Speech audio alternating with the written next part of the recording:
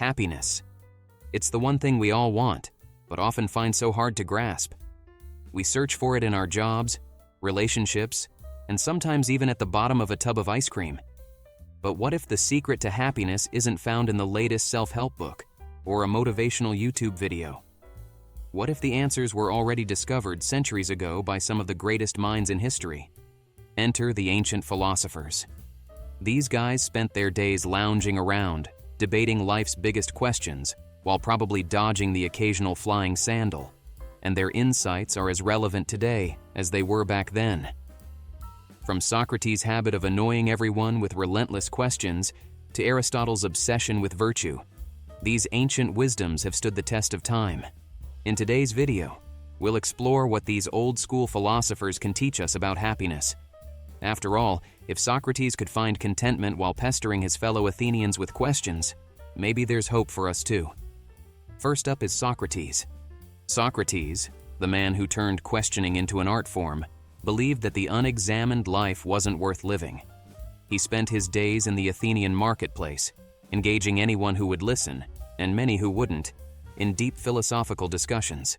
His relentless questioning earned him the nickname, the Gadfly of Athens.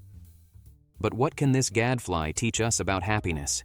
Socrates believed that true happiness comes from self-knowledge. By understanding ourselves, our desires, our motivations, and our values, we can make better choices that lead to a more fulfilling life. It's a bit like being your own life coach, minus the high fees. Imagine a world where every decision is made after a thorough examination of its impact on your happiness and well-being. Sounds exhausting? Maybe. But Socrates would argue that this kind of introspection leads to a more authentic and satisfying life. For a man like Socrates, happiness wasn't about material wealth or external success. It was about living a virtuous life.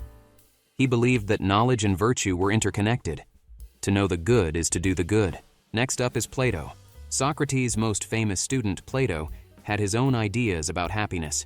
Unlike his mentor, who was happy just asking annoying questions all day, Plato wanted to take things up a notch by building entire theoretical frameworks. Because why not complicate things a bit more? Why ask a simple question when you can construct a complex, mind-boggling philosophy, right?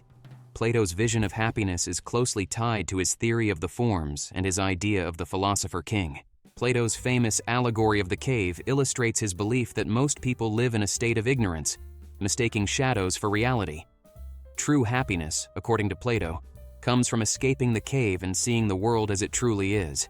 This means pursuing knowledge and wisdom, and striving to understand the deeper truths of existence.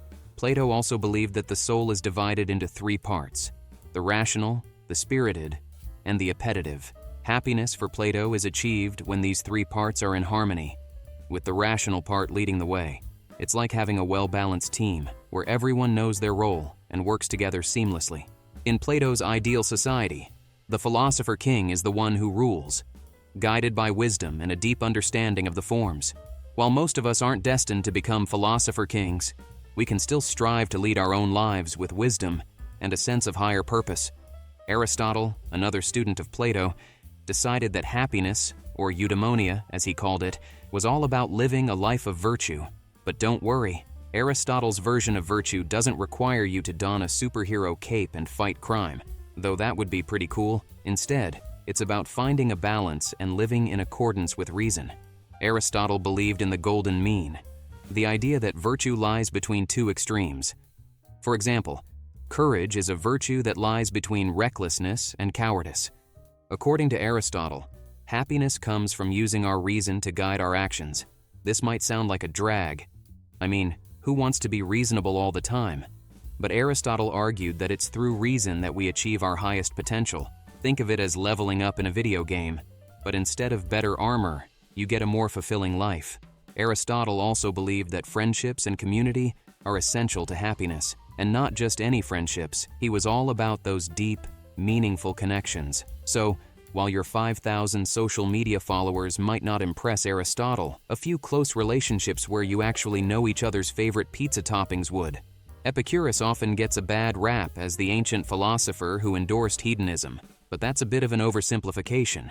His idea of pleasure wasn't about endless parties and indulgence. Instead, He advocated for simple, sustainable pleasures and the avoidance of pain. Epicurus believed that the key to happiness lies in appreciating the simple things in life: a home-cooked meal, a good book, or a conversation with a friend. These are the pleasures that bring lasting happiness. It's the ancient Greek version of stop and smell the roses, minus the Instagram post. For Epicurus, happiness was not just about seeking pleasure, but also about avoiding pain. This includes physical pain and emotional distress. So, if you've been ghosted by your date or sprained your ankle trying to moonwalk, Epicurus would advise some self-care and a nice calm evening in. Epicurus also tackled the big, existential dread of death. His advice? Don't worry about it. He famously said, "Death is nothing to us, because when we are alive, death is not present, and when death is present, we are not." It's his way of saying, chill out, it's not worth losing sleep over. If Aristotle was the virtue enthusiast and Epicurus the pleasure pragmatist, then Epictetus was the no-nonsense, tough-love life coach of ancient philosophy. A former slave turned philosopher, Epictetus taught that happiness comes from accepting what we can and cannot control. It's the ancient equivalent of the Serenity Prayer, but with more toga and less church. Epictetus famously said, "It's not what happens to you, but how you react to it that matters." He believed that we should focus on what is within our control, our thoughts, actions, and attitudes, and accept what is not. So, when your flight gets canceled or your favorite show gets spoiled, channel your inner Epictetus and practice some stoic calm. After all, flipping a table has never uncanceled a flight or unspoiled a show. Epictetus argued that true happiness doesn't come from external goods or circumstances, but from within. This might be hard to swallow in a world where success is often measured by the size of your house or the model of your car. But Epictetus would remind us that these things are fleeting and beyond our control. Instead, cultivate an inner fortress of tranquility that even the worst Monday can't breach. One of Epictetus's more peculiar teachings is the practice of negative visualization. He suggested that imagining worst-case scenarios can help us appreciate what we have and prepare for life's inevitable challenges. So next time you're stuck in traffic, try imagining your car breaking down in the middle of nowhere, with no cell service, and a family of raccoons eyeing you suspiciously. Suddenly, that traffic jam feels like a luxury cruise. Marcus Aurelius, the Roman emperor who also happened to be a Stoic philosopher, is the poster child for proving that even those at the top of the food chain can benefit from a little philosophical introspection. His personal writings, known today as Meditations, offer a candid look at his struggles to maintain his Stoic ideals while ruling an empire. If Marcus could find time for reflection amidst barbarian invasions, surely we can spare a few moments between emails. Marcus Aurelius believed that living in harmony with nature and reason is the path to happiness. This means accepting the world as it is, and not as we wish it to be. It's like being okay with the fact that it rains on your picnic. After all, the universe doesn't revolve around your sandwich plans. In Meditations, Marcus often wrote about the importance of being present and mindful. He advised focusing on the present moment and not getting bogged down by the past or anxious about the future. So, when you're stuck in a never-ending meeting, remember Marcus and try to find some Stoic peace in the present moment. Marcus Aurelius constantly reminded himself of the impermanence of life. By contemplating mortality, he sought to value each moment and live fully. It's a bit morbid, sure, but also a powerful reminder to not sweat the small stuff. Crossing over to the east, we find Confucius, the Chinese philosopher whose teachings have shaped cultures and societies for millennia. Confucius didn't focus on happiness per se, but on living a harmonious life, which he believed would naturally lead to happiness. His thoughts on ethics, family, and social harmony provide a unique perspective on what it means to live well. Confucius emphasized the significance of relationships and social harmony. He believed that happiness comes from fulfilling our roles within these relationships, whether as a parent, child, friend, or community member. So, next time you're annoyed by your neighbor's late-night karaoke, consider Confucius's advice on maintaining harmony, or maybe join in with a tambourine. Confucius taught that living virtuously according to principles like benevolence, righteousness, and propriety leads to a fulfilling life. It's not about grand gestures, but about consistently doing the right thing, even in small matters. Think of it as the ancient version of pay it forward. Confucius was a big advocate of continuous learning and self-improvement. He believed that by constantly striving to better ourselves, we can live a more meaningful and happy life. Lao Tzu, a legendary figure behind Taoism, offers a contrasting yet complementary perspective on happiness. The Tao Te Ching, attributed to Lao Tzu, is a treasure trove of wisdom about living in harmony with the Tao, the way. If Confucius is your disciplined teacher, Lao Tzu is your wise, slightly mysterious uncle who encourages you to go with the flow. One of Lao Tzu's key teachings is Wu Wei, which translates to effortless action or non-action.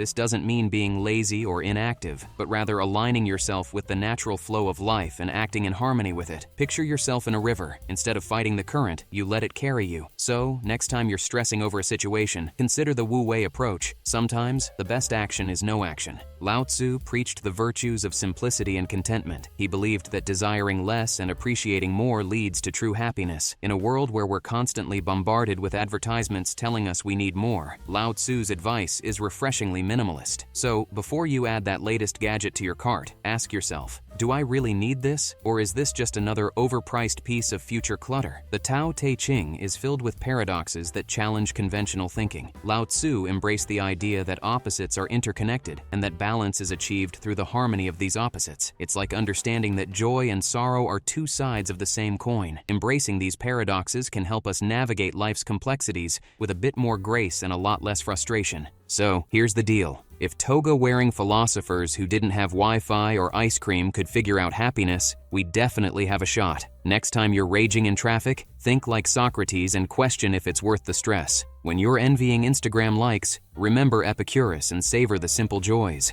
And if everything's falling apart, pull a Lao Tzu, shrug, and go with the flow. In the end, happiness isn't about having it all. It's about appreciating what you have and maybe laughing at the absurdity of it all. Now go forth and channel your inner philosopher. You've got this.